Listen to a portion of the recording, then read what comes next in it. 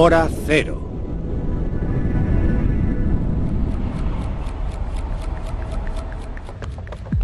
A la 1:23 de la madrugada del 26 de abril de 1986, el mundo estaba a unos segundos del peor accidente nuclear de la historia. ¡Se están levantando las cubiertas de la tapa del reactor! El reactor número 4 de la central nuclear de Chernóbil, en la Unión Soviética, explotó. Oiga, ¿Parque de Bomberos 242? Sí, ¿qué 5 ocurre? minutos después, una llamada telefónica se convertía en el primer testimonio grabado de la tragedia que estaba a punto de desencadenarse. Hola, 353. El techo del reactor número 4 de Chernóbil está ardiendo. La mañana permitió contemplar la devastación material, pero estaba por llegar algo mucho peor. El desastre de Chernóbil trajo muerte y enfermedades, y llegó a poner en cuestión hasta el propio concepto de energía nuclear. Y dentro de la Unión Soviética, el trauma de Chernóbil fue tan grande que muchos lo vieron como el primer paso en el desmoronamiento del régimen comunista. Este programa cuenta la historia, minuto a minuto, segundo a segundo, de la hora previa a la tragedia. Se narra a través de los ojos de los protagonistas del drama, los trabajadores que accidentalmente causaron su propia muerte y de los espectadores inocentes que presenciaron los hechos. Está basado en pruebas documentadas y en el relato de los testigos, y se ha filmado in situ, en el interior de las zonas que se conservan de la central nuclear de Chernóbil. El desastre de Chernóbil.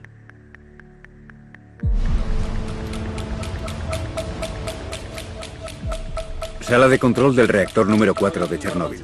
Aquí es donde se tomarán las decisiones clave en el transcurso de la próxima hora. El futuro del reactor y del mundo que le rodea está en manos de 3 hombres. Con solo 26 años, Leonid Totunov es el ingeniero experto de control. Su labor consiste en controlar la enorme potencia del reactor.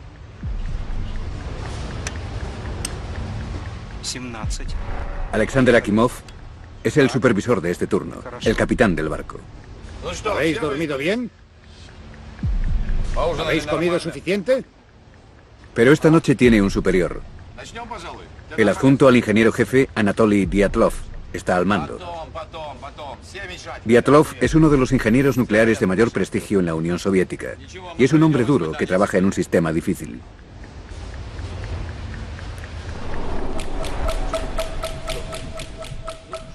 Hay otro personaje fundamental, un reactor que acaba de entrar en servicio, el número 4, uno de los logros tecnológicos de los que el régimen comunista se siente más orgulloso.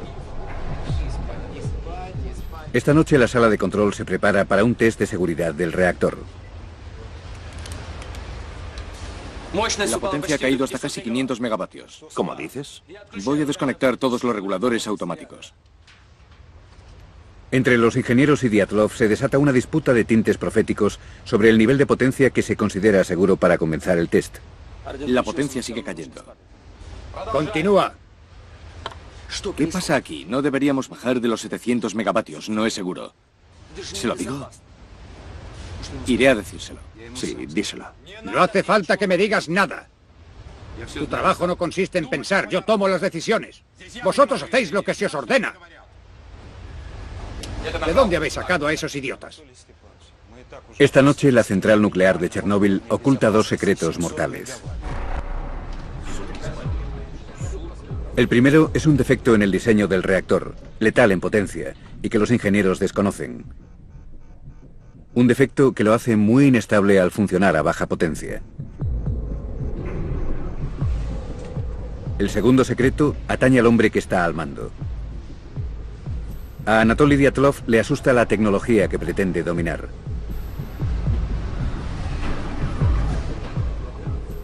Esta noche Dyatlov y el reactor se encontrarán cara a cara y medirán sus fuerzas en una contienda que les destruirá a ambos. 12 de la noche y 31 minutos. La discusión sobre el nivel de potencia con el que puede comenzar el test de seguridad del reactor número 4 de Chernóbil se acalora cada vez más. El nivel de potencia está bajo el umbral de seguridad mínimo de 700 megavatios. La potencia cae demasiado rápido. Lo único que no funciona aquí es tu equipo de incompetentes. El test ha sido ordenado por el Departamento de Energía Atómica soviético y es una herencia de la Guerra Fría, del miedo a sufrir un ataque que todavía atenaza a la Unión Soviética. Unos años antes, las fuerzas aéreas israelíes habían bombardeado un reactor nuclear iraquí construido por los soviéticos. Desde entonces, los científicos soviéticos han ordenado test en los reactores para saber qué ocurriría si sufrieran un ataque enemigo y se interrumpiese el suministro de energía.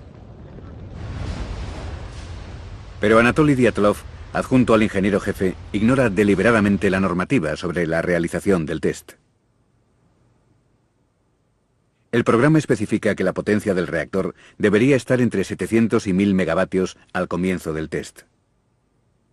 Dyatlov pretende realizarlo a tan solo 200 megavatios para conservar el agua fría que evita el recalentamiento del reactor. Él cree que los riesgos son mínimos. Desgraciadamente, aquella noche no había ningún hombre en la sala de control que él considerase a su altura. No había nadie con una personalidad fuerte ni profesionalmente cualificado como para que él respetase su opinión. Los reactores no cometen errores, solo la gente los comete. Vamos a empezar ya.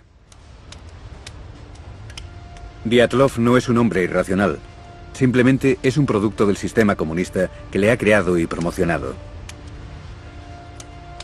Nacido en Siberia, en una familia de pescadores, se fugó de casa a los 14 años. Sobreponiéndose a unos orígenes tan poco prometedores, ha llegado a ser ingeniero. Es un hombre del partido. Intenta seguir las normas, pero es consciente de que en la industria nuclear, las normas y la realidad no siempre coinciden. Para hacer las cosas, a veces la improvisación y los atajos son el único camino.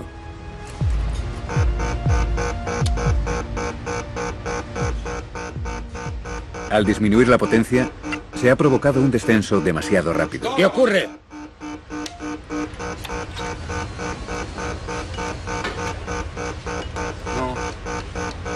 La potencia sigue bajando. ¿Pero qué has hecho, idiota? ¿Qué has hecho? Has permitido que la potencia cayera demasiado. ¡Eres un loco incompetente! ¡Ayúdale! No hay que ponerse nervioso, Leonid. No pasa nada. Volvamos a empezar desde el principio.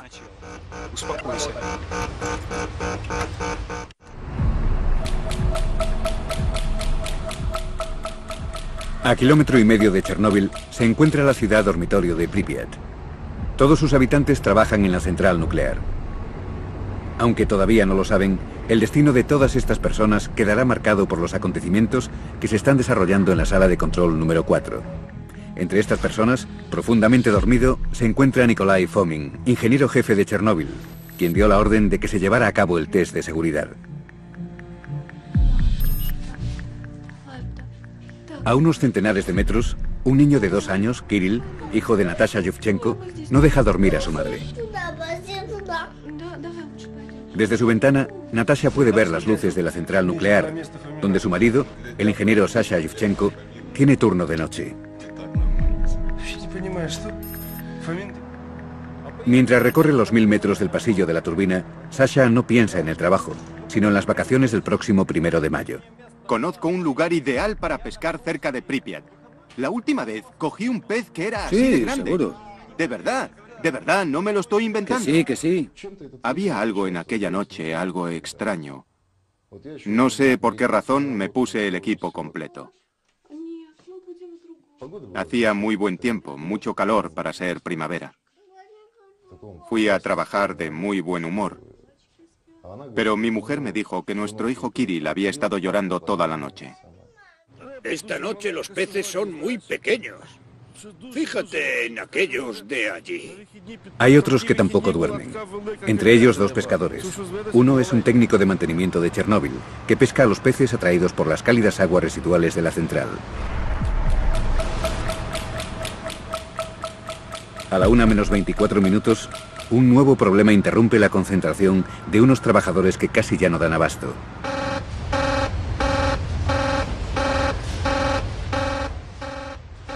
¡Haga ese ruido!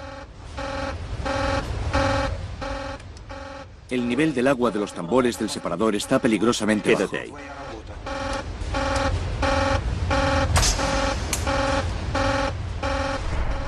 El ingeniero jefe de control de la unidad, Boris Stolyarchuk, controla el flujo de agua a través del reactor. Él también está acostumbrado a alarmas de este tipo. El nivel del agua en los tambores del separador siempre era difícil de controlar con poca potencia. Todos los operadores lo sabían, por eso no me preocupó. Era algo habitual que esto sucediese. Este tipo de anomalías eran normales. A la 1:22, el reactor se para completamente. Dyatlov toma una decisión fatídica. ¡Has parado el reactor, imbécil! ¡Enciéndelo ahora mismo! ¡Sube esas barras de control inmediatamente, antes de que pierda la paciencia! ¡Eres un incompetente! Para aumentar la potencia después de las 12:30, el equipo tuvo que sacar todas las barras de control del reactor. Aquello fue como montar un arma.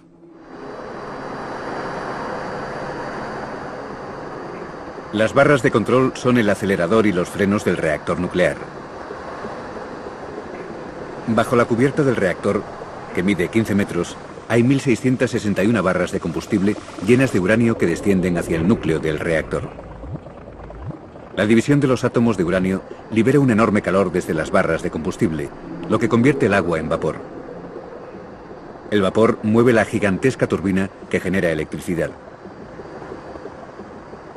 Para controlar esta potencia, hay repartidas 211 barras de boro por el núcleo del reactor.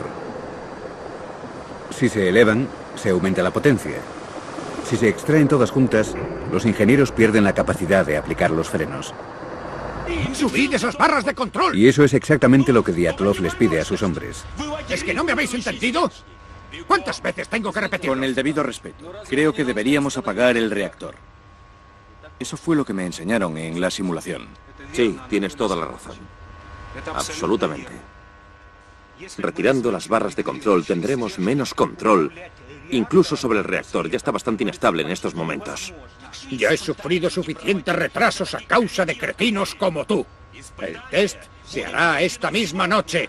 En cuanto a ti, si no quieres hacer esto como se te ordena o no eres capaz, no volverás a tener este problema. ¿Entendido?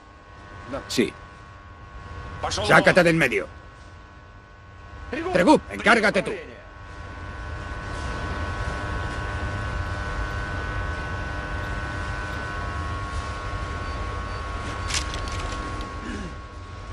Vamos a empezar.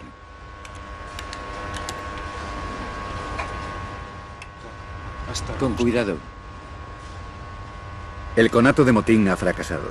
Tregub y Akimov aumentan la potencia del reactor.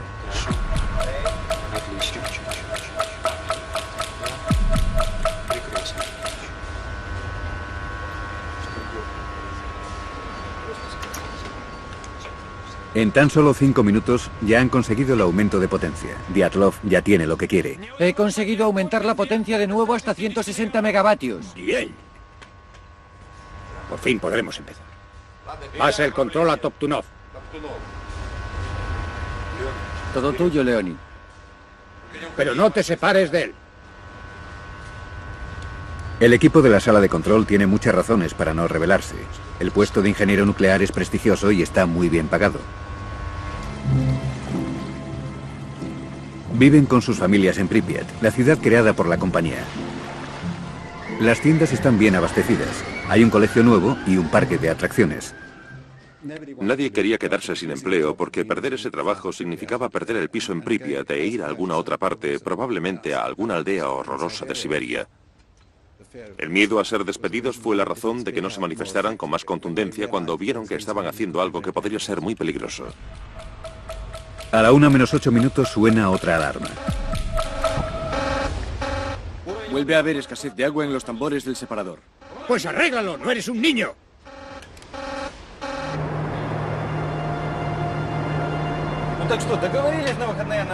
Fuera de la sala de control, nadie sabe la discusión que tiene lugar allí dentro.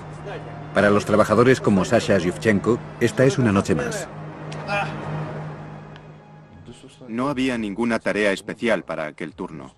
Yo ya había hecho un turno y todos pensábamos que habían apagado el reactor número 4. Yo creía que el test se había realizado en el turno anterior. A ver, cariño, ¿qué te pasa? En el exterior de la central, la noche está tranquila.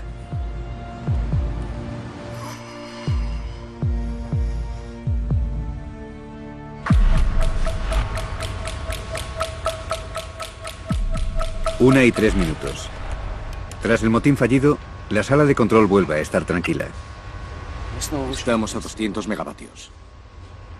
Los hombres tienen la potencia del reactor al nivel que el ingeniero jefe adjunto Dyatlov quiere para el test.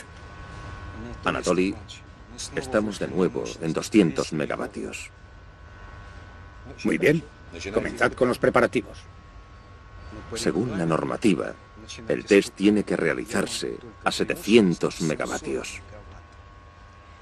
Ahora que si insistes en que lo hagamos a 200 megavatios, ¿te importaría dejar constancia por escrito en el diario de lo que has ordenado? Voy a decirte una cosa. Como ingeniero jefe adjunto, tengo potestad para cambiar los parámetros del test. Así que pienso hacerlo a esa potencia. El test continúa.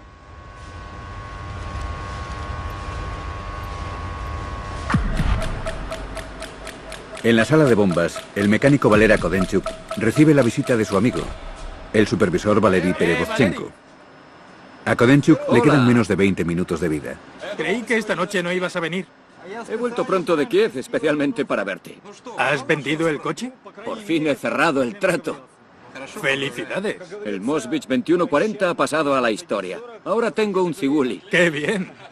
A lo mejor hasta me compré unos pantalones vaqueros a juego. Bueno, hasta luego. Hasta luego.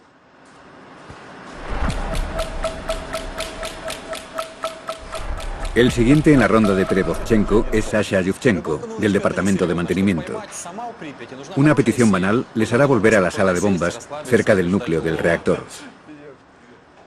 Sasha, necesito pintura verde. ¿Para qué? Para retocar las tuberías de la sala de bombas. Me queda algo en el almacén, ven conmigo. Oye, este tipo no tiene ni idea de pesca, igual que tú. ¡Oh!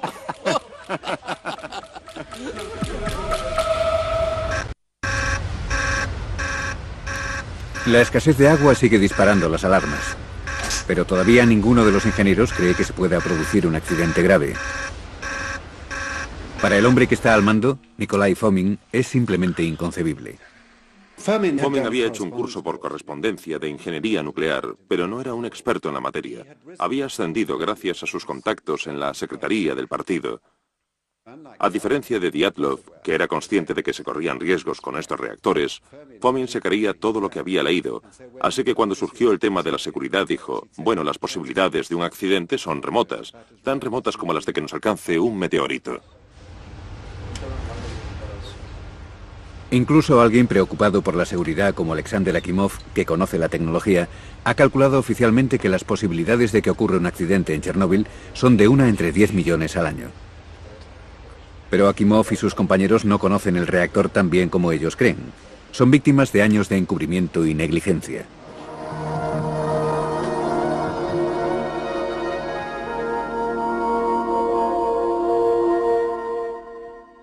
Uno de nuestros objetivos es que los trabajadores del futuro que dirigen nuestras centrales sean los más preparados del mundo. Desde la década de 1960, la expansión de la energía nuclear había sido un objetivo clave para el régimen comunista, y nada podía interponerse en su camino, ni siquiera el KGB. Estos documentos desclasificados por el KGB muestran que las autoridades ignoraron las repetidas advertencias realizadas entre 1979 y 1986 de que Chernóbil presentaba graves fallos de diseño. Víctor Bryukhanov, director de Chernóbil, y sus colaboradores se apresuraron en poner en marcha el reactor número 4 para obtener, tanto ellos como sus jefes del partido, beneficios sustanciales. La seguridad quedaba en segundo plano. Bryukhanov, el director del complejo de la central nuclear, tenía siempre muchas dificultades para cumplir los plazos de construcción de los reactores. Por ejemplo, la cubierta de los reactores tendría que haber sido construida con materiales ignífugos, pero esos materiales ignífugos no existían y había que poner la cubierta, así que se usaron materiales combustibles. Los accidentes eran habituales y se silenciaron. El test que se está llevando a cabo esta noche debería haberse realizado antes de la puesta en servicio del reactor número 4. Y en Chernóbil tanta improvisación está a punto de pasar factura. En el núcleo del reactor ocurre algo muy grave, pero en la sala de control nadie se ha dado cuenta. Las barras de boro que siguen en el reactor solo están insertadas parcialmente en la parte superior, por lo que la potencia se está acumulando en un punto crítico en el fondo del núcleo, donde los sensores no siempre la detectan. El reactor se ha convertido en una bomba de relojería invisible.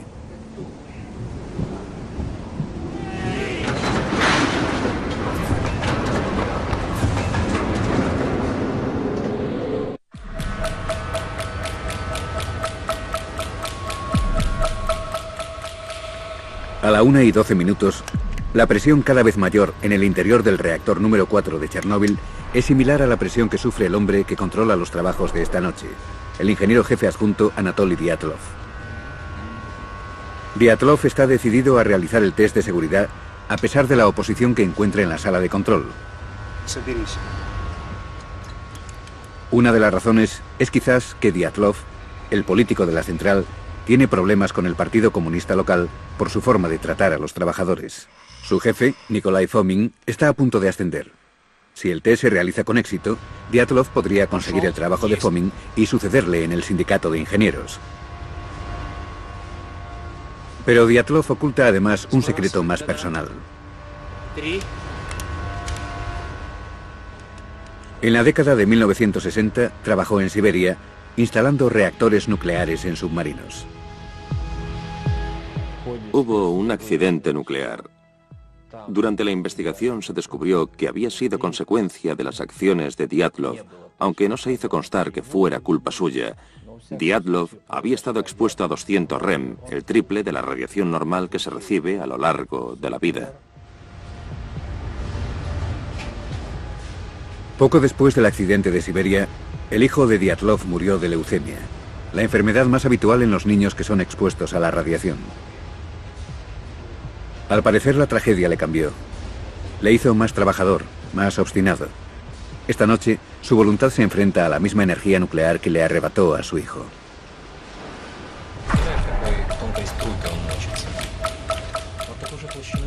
1:17 de la madrugada. Quedan menos de 6 minutos para el comienzo del test de seguridad. Dyatlov se muestra confiado. A 200 megavatios. No necesitaremos mucha agua. Así que podremos repetir el test si es necesario. Pero nunca se ha hecho un test de esta forma. Bueno, lo estamos haciendo.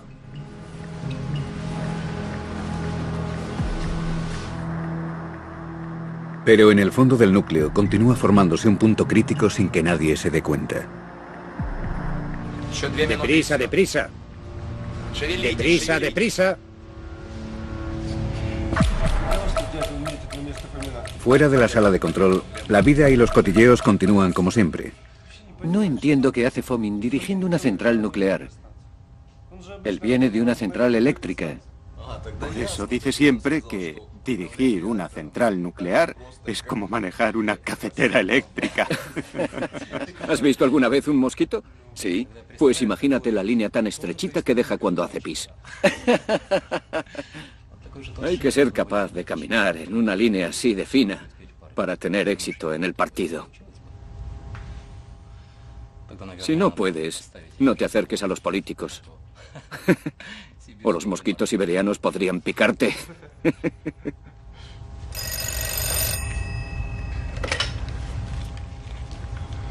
¿Sí? Apaga el cigarrillo. Es tu mujer. Sí. Entendido, voy ahora mismo. Sujétame esto. Me lo acabaré cuando vuelva. Dyatlov me reclama urgentemente. Ten cuidado que no te pique. Cuidado con los políticos. Para llegar hasta la sala de control, Perevozchenko tiene que pasar junto al reactor. Si estáis todos listos por fin, me gustaría empezar el test.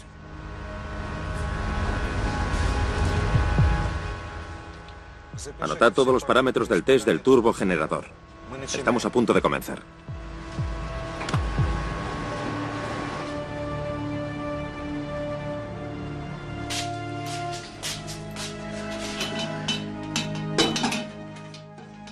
Te equivocas. Los niños son estupendos. Tal vez para ti. Pero es demasiado pronto para mí. Ni siquiera lo he pensado. Nosotros estamos pensando en tener otro.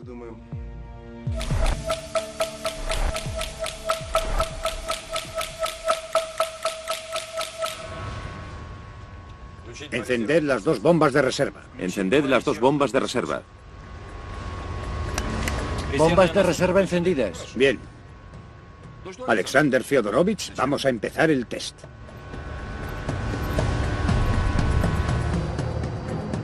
Durante el test se corta el suministro de energía que va a la enorme turbina y ésta se mueve por inercia. Los generadores diésel de seguridad tardan 40 segundos en entrar en funcionamiento. La pregunta es si la turbina ralentizada será efectiva y mantendrá las bombas de agua activas hasta que los generadores diésel funcionen. Sin esa agua, el reactor podría hervir como una inmensa tetera. Pero para Dyatlov, que desconoce el punto crítico que ya se ha ido acumulando, el riesgo sigue siendo puramente teórico. Y ordena apagar la alimentación de la turbina.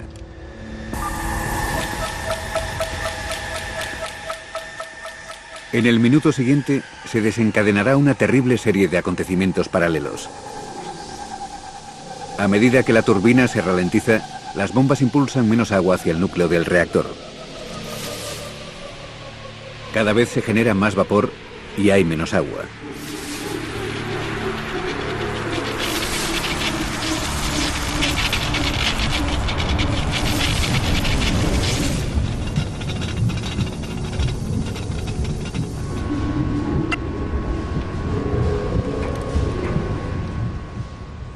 A cada segundo que pasa, la presión del vapor se acumula en el invisible punto crítico del núcleo.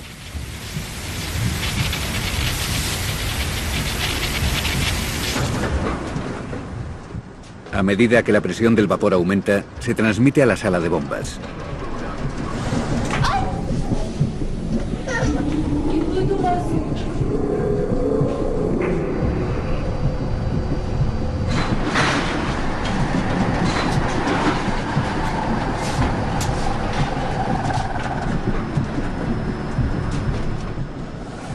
Perevozchenko entra en el enorme hueco del reactor, directamente sobre la cubierta, y contempla algo nunca visto.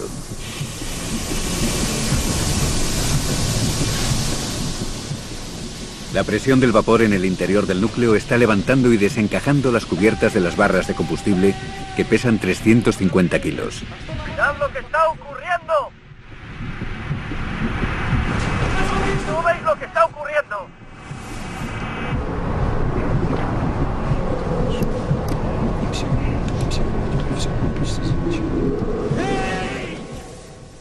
¡Pero no veis lo que está ocurriendo! ¡Maldición!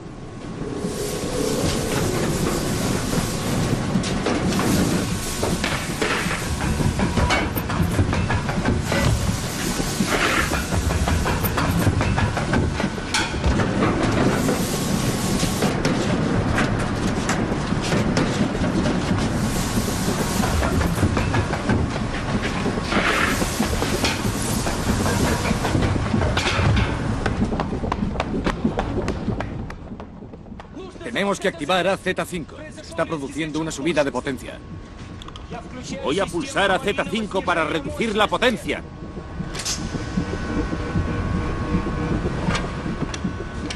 Al pulsar el botón de emergencia AZ5, automáticamente se bajan las barras de boro y se reduce la potencia. Pero esta acción tiene un efecto imprevisto que resultará fatal.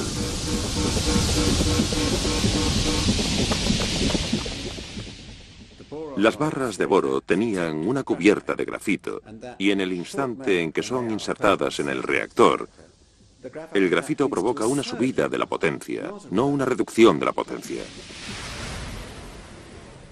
Desde que se pulsó el botón a Z5 hasta que se produjo la explosión, la potencia se incrementó cientos de veces.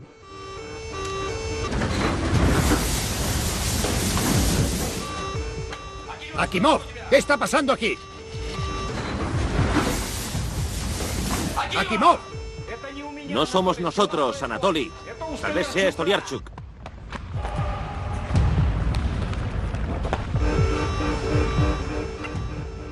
La potencia se duplica a cada segundo. Eso es imposible. No debería ser, pero está aumentando. ¡Las tapas del reactor se están levantando! Hay que salir de aquí. Hay que evacuar la central. Duérmete, cariño.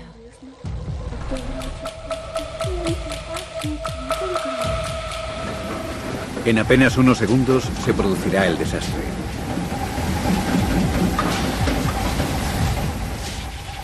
La presión del vapor en el punto crítico del reactor no se puede contener. 50 barras de control y de combustible se hacen añicos.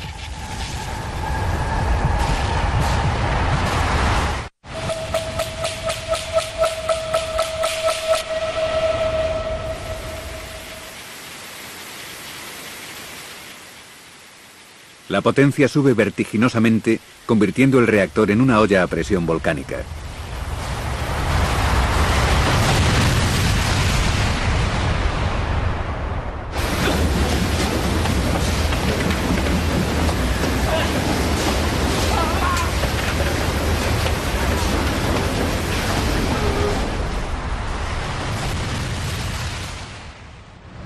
¿Qué ha sido eso?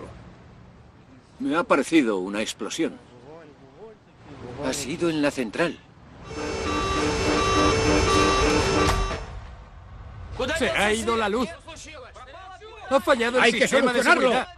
¡Deprisa, deprisa! ¡Y a ver qué No ocurre! sé qué ha ¡Vamos, podido rápido! ocurrir. Iré a comprobar los desaireadores. Revisa los parámetros. Скорее, скорее, скорее, посмотрите все. Посмотрите на пульт. Что показывают датчики? Tras la primera explosión, pensé que el problema era una explosión hidráulica en los desaireadores. Intenté cambiar los parámetros para compensar, pero entonces se produjo la segunda explosión. Segundos después de la primera explosión, oímos la segunda, una enorme explosión. No sabía qué había ocurrido. Simplemente sentimos la onda expansiva. Me destrozó la puerta.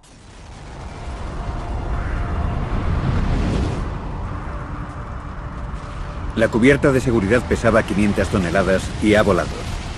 El reactor se convierte en un gigantesco soplete que expulsa 50 toneladas de combustible nuclear a la atmósfera, multiplicando por 10 los valores de Hiroshima. 700 toneladas de grafito radiactivo vuelan alrededor de la central.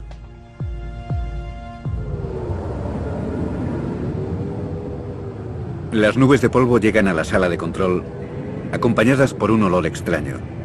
Los gases que se liberan del núcleo dejan un sabor metálico, como el ozono después de una tormenta. Es el olor de la muerte. El polvo es el manto que cubre al asesino invisible de la radiación.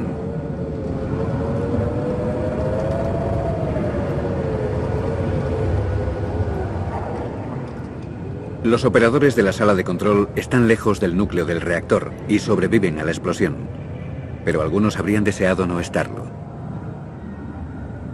Muchos se enfrentarán a días, semanas, incluso años de agonía, durante los que la radiación les quemará desde el interior.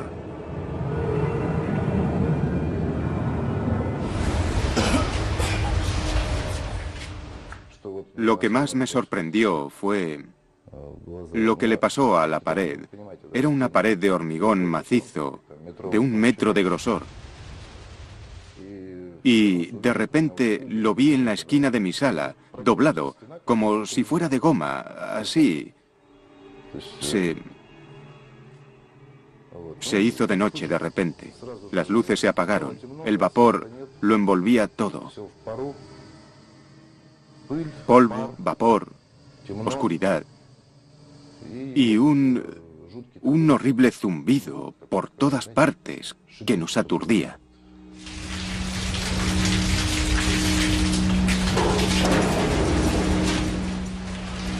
¿Qué ha pasado? Tal vez es la guerra. Voy a volver a mi puesto.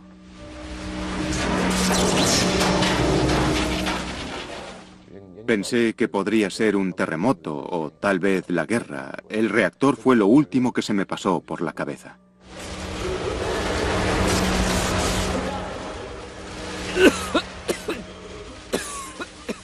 ¿Cómo estás? Hay otros. ¡Ayúdales!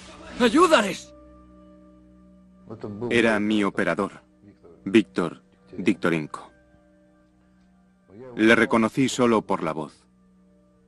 Estaba irreconocible porque tenía la cara quemada y estaba totalmente cubierto de sangre. Víctor estaba en estado de shock. Me dijo que había estado cerca de las bombas con Brusinovsky, el segundo operador de bombas, y que se había quedado allí y que yo tenía que ayudarle. Cuando llegué a su lado, estaba temblando.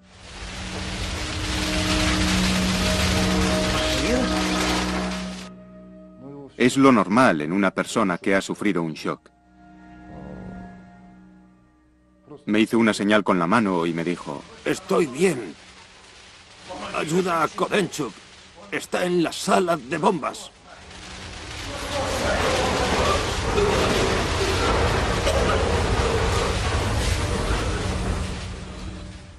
Pero, ¿qué encontré? Ruinas. Fue todo lo que vi. Si hubiera estado allí, yo habría quedado enterrado, bajo las columnas.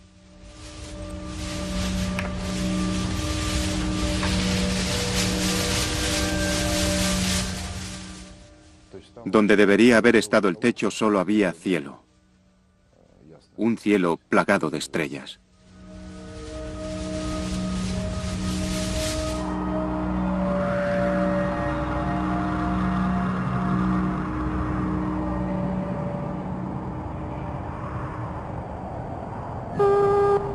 Oiga, ¿Parque de Bomberos 242? Sí, ¿qué ocurre?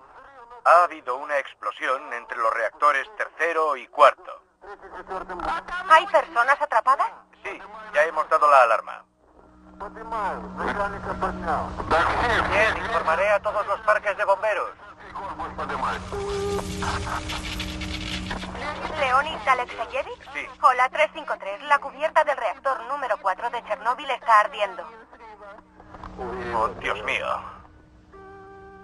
A las 3 de la madrugada, empecé a vomitar violentamente. Esa fue la primera señal de que me había afectado la radiación. A las 6 no podía ni llegar al puesto de primeros auxilios solo. Me ayudaron, me subieron a una ambulancia y me llevaron al hospital. Sasha Yuvchenko sobrevivirá. Otros ya se están muriendo. La radiactividad expulsada por el reactor se desplaza sobre Bielorrusia hacia el corazón de Europa. La verdadera pesadilla está a punto de comenzar.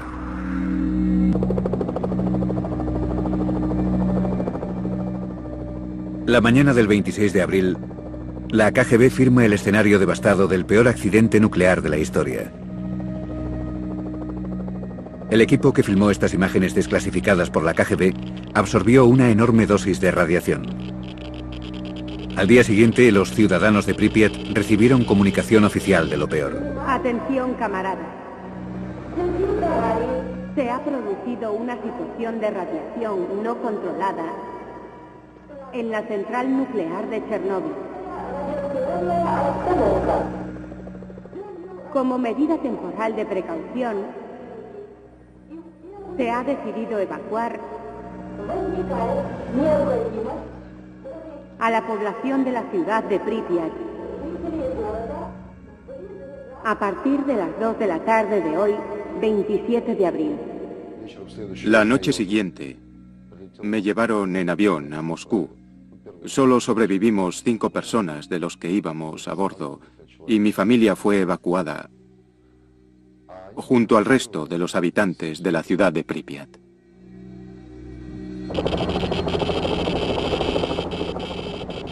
Se tardaría una semana completa en evacuar a las 135.000 personas.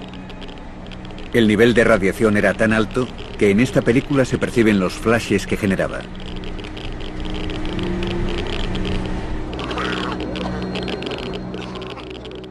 Se declaró una zona de exclusión de 30 kilómetros. Una zona congelada en el tiempo, como una Pompeya moderna.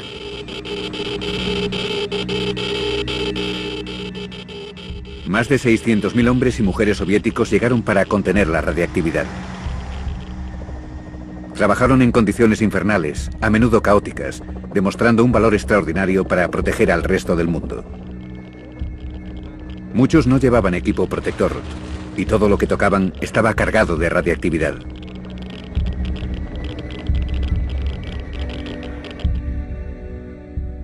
La venenosa nube superó las fronteras, se extendió por buena parte del hemisferio norte y pasó a la Tierra por la acción de la lluvia. El polvo radiactivo sigue vivo en plantas, animales y seres humanos.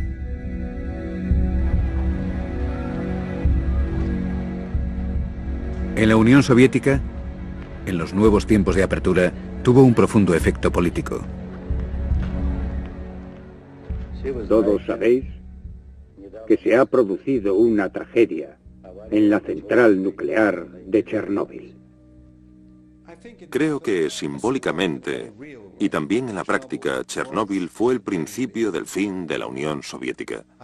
Creo que, de manera simbólica, la fusión, la explosión, fue causada por las contradicciones inherentes al sistema soviético y, por consiguiente, es un buen paradigma, por así decirlo, un símbolo de lo que habría de ocurrir. La factura que Chernóbil se cobró en vidas, aunque escalofriante, ha resultado ser menor de lo que en principio se temió. Los científicos coinciden en que provocará unos 10.000 cánceres en Rusia y 25.000 en todo el mundo en un periodo de 70 años. De momento, el único aumento de enfermedades comprobado es el de cáncer de tiroides infantil.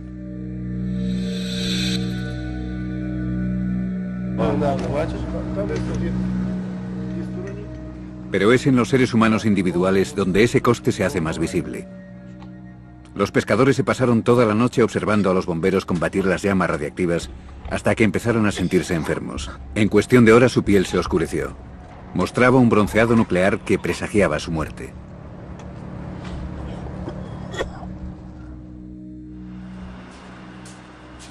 Treinta trabajadores, entre ellos algunos bomberos que sofocaban el incendio de la central, murieron de envenenamiento por radiación aguda. ¿No ibas a venir? He vuelto pronto de Kiev, especialmente para verte. ¿Has vendido el coche? Valera Kodenchuk resultó vaporizado en la explosión mientras se encontraba en su puesto en la sala de bombas. Valery Perevozchenko murió 6 semanas después a consecuencia de las quemaduras por radiación que sufrió intentando encontrar a su amigo Kodenchuk. Alexander Akimov murió 15 días después de la explosión de envenenamiento por radiación. Mientras pudo hablar, repitió: "Lo hice todo bien. No entiendo por qué ha ocurrido esto". Leonid Toptunov murió 3 días después de Akimov. También él mantuvo su inocencia hasta la tumba, repitiendo que había hecho todo lo que había podido. El ingeniero jefe de Chernóbil, Nikolai Fomin, fue condenado a 10 años de trabajos forzados, pero sería puesto en libertad al poco tiempo debido a su estado mental. Dicen que a veces recupera la lucidez. Milagrosamente, Sasha Yuvchenko sobrevivió, al igual que su mujer, Natasha, y su hijo Kirill. Pero aquella noche sigue viva en su memoria y en su cuerpo. El primer año me hicieron 15 operaciones de injerto de piel. Las quemaduras no aparecieron todas a la vez, fueron apareciendo cuando me llevaron al hospital de Moscú. Maduraron. Mientras estaba en recuperación, la piel se me puso negra. Cuando me retiraron las sábanas, se me desprendió la piel como si fuera tinta impresa sobre un papel. Ahora tengo que vivir con mucho cuidado. Por ejemplo, puedo conducir, pero no puedo hacer ningún tipo de reparación. No puedo tocar gasolinas ni aceites. Las heridas no me cicatrizan. La sangre no se me coagula como es debido. Hay otras cosas, pero te acostumbras, vives con ellas. No te queda más remedio.